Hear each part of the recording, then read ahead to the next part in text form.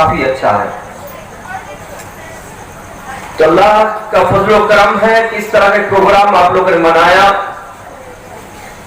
اور اس طرح پروگرام انشاءاللہ تعالی ہر سال مناتے رہیں گے، کیونکہ نبی کی محبت میں یہ پروگرام ہے.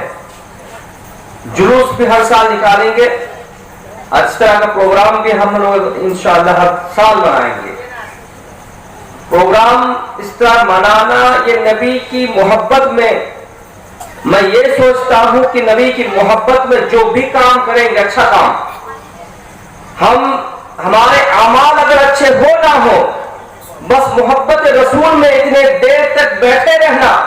نبی کی یاد میں ہم لوگ بیٹھے ہیں، محبت رسول لے کر بیٹھے ہیں. ہمارے اچھے اعمال اللہ کے بارگاہ میں قبول ہو نہ ہو، لیکن اسی محبت کے صدقے میں، نبی کی محبت کے صدقے میں ہمارے تمام گناہوں کو اللہ معاف فرما دے گا. تو محبت رسول دل میں ہونی چاہیے. میں نے ایک آیت پاک کی تلاوت کی ہے. اللہ تبارک و تعالیٰ قرآن مجید میں ارشاد فرماتا ہے کہ بے شک تمہارے پاس اللہ کی طرف سے ایک نور آیا اور روشن کتاب. بس میں برکت حاصل کرنے کے لیے حصول برکت کے لیے 2-4 منٹ 10 منٹ بول کر انشاءاللہ تعالیٰ سلام کر کے دعا کریں گے ضرور. تو اللہ کا فرمان ہے، یہاں حضرت عبداللہ ابن مسعود رضی اللہ عنہ فرماتے ہیں کہ نور سے مراد نبی پاک صلی اللہ علیہ وسلم کی ذات مبارک ہے، روشن کتاب سے مراد قرآن پاک ہے. تو معلوم یہ ہوا کہ ہمارے ایمان کے لیے نبی پر نبی کی محبت بھی ضروری ہے اور قرآن کی محبت بھی ضروری ہے. تو محبت اگر ہوگی تو آپ کا ایمان مکمل ہوگا. اور میرے نبی کو اللہ نے، ابھی آپ نے سنا کہ میرے نبی عام بشر نہیں بلکہ نوری بشر ہے، اسی لیے نور کہا اللہ نے.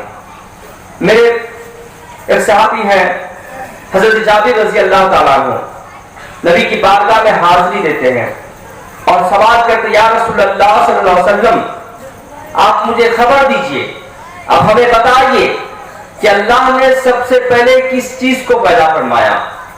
صحابی کا اس طرح سوال کرنا کہ اللہ نے سب سے پہلے کس چیز کو پیدا فرمایا، یہ بتاتا ہے ہمارا آپ کا بھی عقیدہ یہی ہے کہ اللہ کی عطا سے میرے نبی سب کچھ جانتے ہیں. تو اس وقت بھی صحابہ کرام کا وہی عقیدہ کہ اللہ کے عطا سے میرے نبی سب کچھ بتا سکتے ہیں. تو جو صحابہ کرام کا عقیدہ وہی اہل سنت والجماعت کا ہے. محترم حضرات، جب حضرت جابر نبی پاک صلی اللہ علیہ وسلم سے سوال کرتے ہیں کہ آپ مجھے خبر دیجئے کہ نبی سب سے پہلے اللہ نے کس چیز کو پیدا فرمایا، تو اللہ تبارک نبی پاک صلی اللہ علیہ وسلم ارشاد فرماتے ہیں کہ جابر سب سے پہلے اللہ نے تیرے نبی کے نور کو اپنے نور سے پیدا فرمایا. تو میرے پتہ یہ چلا کہ میرے نبی کوئی عام بشر نہیں، نوری بشر ہے. محترم حضرات، اور ایک مثال میں دے دوں، حضرت عائشہ صدیقہ رضی اللہ تعالی عنہ، ایک مرتبہ کی بات ہے، فجر کے بعد وقت فجر کی نماز پڑھ کر کچھ کپڑے سی رہی تھی، سوئی دھاگے سے کپڑے سی رہی تھی، اور سامنے ایک چراغ جل رہا تھا. اس طرح لائٹ کا اس طرف اہتمام نہیں تھا، لیکن چراغ کی روشنی میں حضرت عائشہ صدیقہ رضی اللہ تعالی عنہ کپڑے سی رہی تھی.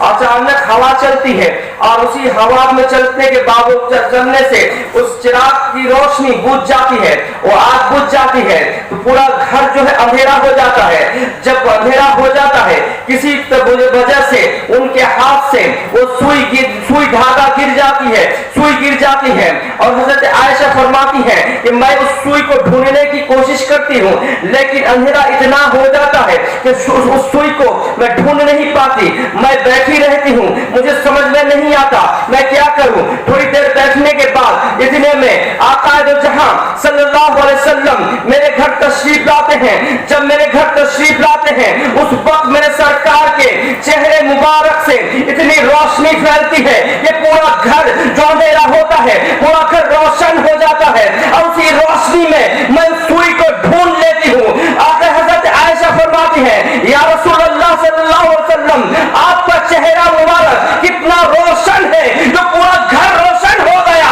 اور میں اسی روشنی میں سوئی کو ڈھونڈ لیتی ہوں. یہ چلا کہ میرے نبی کوئی عام بشر نہیں بلکہ نوری بشر ہے، اللہ کے نور ہے۔ اللہ کے پیارے حبیب فرماتے ہیں کہ اللہ نے سب سے پہلے میرے نور کو پیدا فرمایا۔ محترم حضرات، تو ہم آپ خوش قسمت ہیں ایسے نبی کی امت بن کر دنیا میں آئے کہ جو اللہ کے محبوب ہے، جو اللہ کے قریب ہے۔ جس وقت دنیا میں ظاہری زندگی میں میرے نبی تھے، اللہ کے محبوب نبی، اس وقت جو اللہ کی بارگاہ میں انہوں نے دعا مانگی، وہی اللہ تبارک و تعالیٰ وہ دعا کو قبول کر لیا۔ انشاءاللہ تعالیٰ ہمارا ایمان اور عقیدہ ہے جب حشر کے میدان میں اللہ کی بارگاہ میں جب جائیں گے تو اللہ کے پیارے نبی ہمارے لیے جو دعا مانگے گا وہی اللہ تبارک و تعالیٰ فرما دے گا۔ نعرہ تکبیر، نعرہ تکبیر، نعرہ رسالت، نعرہ رسالت، جشن عید میلاد النبی، جشن عید میلاد النبی، سید سیف الحسین بخاری، نعرہ تکبیر۔ محترم حضرات، تو نبی کی محبت رکھے، یہی ہمارا ایمان ہے۔ نبی کے شان میں توہین نہ کرے، گستاخی نہ کرے تو آپ کا ایمان تباہ و برباد ہو جائے گا۔ کسی کی بات پر جلوس کو بد نہ کرے، کسی کی بات پر اسی طرح کا جشن منانے سے انکار نہ کرے۔ ارے جب ہم نبی کی محبت میں سب کچھ چھوڑ کر روڈ پہ راستے پہ نکلیں گے تو نبی کی محبت میں جب نکلیں گے تو میرے نبی بھی خوش ہو جائیں گے، اور جب میرے نبی خوش ہو جائیں گے تو میرا رب بھی ہم سے خوش ہو جائے گا۔ محترم حضرات، اور ایک بات آپ کو بتا دوں کہ ہم آپ نبی کی محبت کا دعویٰ کریں گے، لیکن ایک بات سن لیجئے، نبی کی محبت کا دعویٰ کر کے جو نبی نے منع فرمایا، اللہ کے قرآن میں اللہ نے حکم فرمایا، جس چیز سے منع فرمایا اس چیز سے بھی ہم کو آپ کو دور رہنا ہے۔ جیسے کہ آپ جانتے ہیں کہ شراب کو اللہ نے منع فرمایا ہے، تو اس چیز سے ہم کو آپ کو دور رہنا ہے، اس لیے کہ جب ہم ناجائز و حرام کام کریں گے اس سے نہ میرے نبی خوش ہوں گے نہ رب خوش ہوگا۔ جب میرے نبی خوش نہیں ہوں گے، رب جب خوش نہیں ہوگا تو جب بھی کام آپ کریں گے سب کام آپ کا الٹا پڑے گا۔ دولت کمائیں گے، دولت نکل جائے گی، شہرت کمائیں گے، شہرت کی زمین میں دھس جائے گی، تو وہ کام کرے جو نبی کو پسند ہو اور میرے رب کو پسند ہو۔ تو میں کہتا ہوں یہی کہ جو چیز کو اللہ نے منع فرمایا، جو چیز سے نبی نے منع فرمایا اس چیز سے ہم آپ توبہ کریں گے۔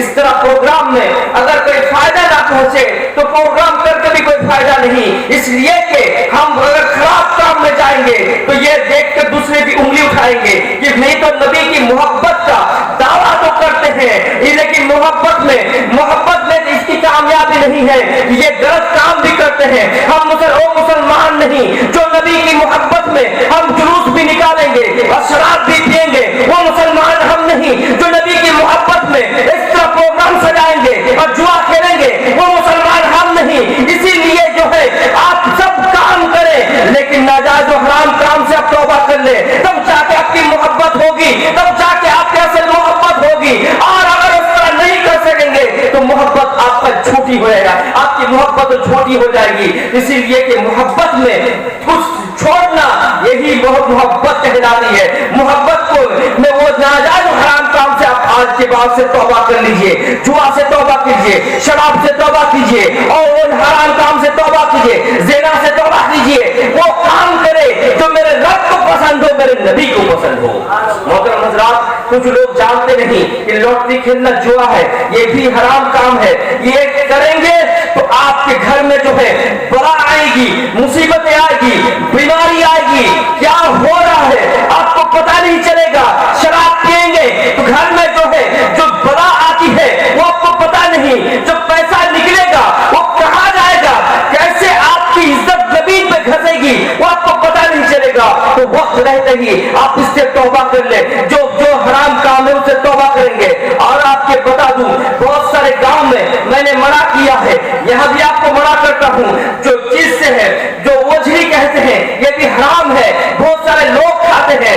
آج سے توبہ کریں، اس لیے کہ نبی کی محبت آپ کے دل میں ہے تو یہ حرام چیز ہے، یہ حرام مکروہ تحریمی ہے، یہ حرام ہے، یہ اس کو اگر کھائیں گے تو آپ کے گھر میں برکتیں نہیں رہے گی، بلائیں آئے گی، مصیبتیں آئے گی۔ اور جو سکھی مچھلی کر لیجئے. وہ جھلی کھانا حرام, سوکھی مچھلی بھی کھانا حرام, جس کو سکتی کہتے ہیں, یہ چیزیں حرام ہے. شراب پینا تو حرام ہے, لیکن یہ بھی معلوم اگر نہیں ہے تو آج سے یہ مسئلہ سن لیجئے. کسی مفتی سے بھی پوچھ سکتے ہیں یہ مچھلی منع ہے, حرام ہے. اس چیز سے بھی جتنے بھی لوگ کھاتے ہیں آج سے توبہ کریں گے, اس لیے کہ یہ چیز حرام ہے. تو جو چیز حرام ہے تو میرے نبی کو پسند نہیں, رب کو پسند نہیں. تو رب کو جو پسند نہیں, نبی کو جو پسند نہیں, وہ چیز سے ہم کو آج سے حرام کو توبہ کرنا ہے انشاءاللہ تعالی. آج سے بولیے یہ سب حرام چیزیں سے آپ ضرور دور رہیں گے انشاءاللہ تعالی. محترم حضرات, میں نہیں چاہتا کہ یہاں کوئی کھائے یا پیا, تو اسی لیے میں سبق دینا مجھے ضروری تھا.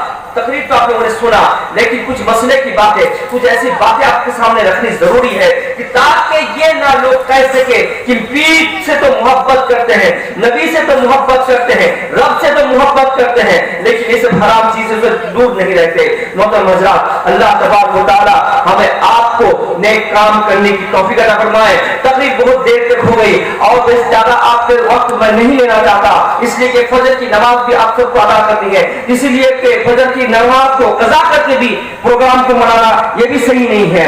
اور میں بتا دوں جس چیز سے اللہ تبارک و تعالی ہمیں آپ کو منع